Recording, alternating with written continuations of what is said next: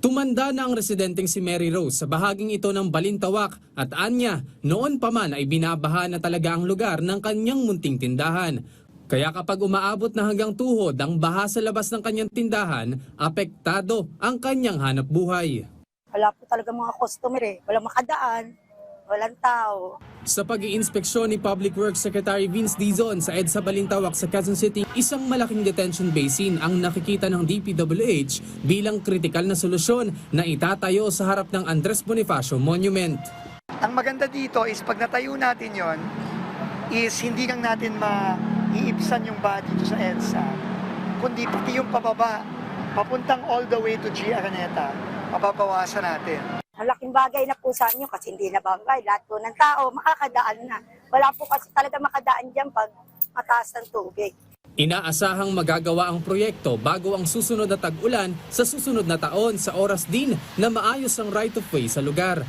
Nagpapasalamat naman si Secretary Dizon kay North Luzon Expressway President Luis Reñon dahil magiging katuwang ng DPWH ang NLEX sa gagawing detention basin. Tuloy-tuloy na dredging operation, drainage system improvement at paglalagay ng detention basin.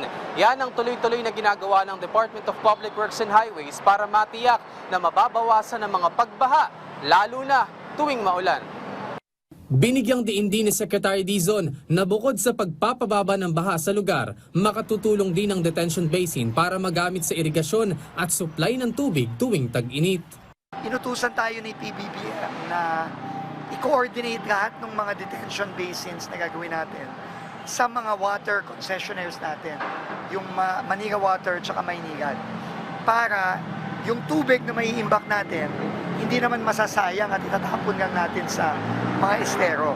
Na kung pwede, papatulong tayo sa mga water concessionaires natin na kunin nila yung tubig na maiimbak natin para magamit for potable water. Imbis kasi na itatapon ng mga tubig na maiipon, kukuhanin ito ng mga water concessionaire, dadaan sa ilang treatment plants at masusuplayan ng malinis na tubig ang ilang komunidad.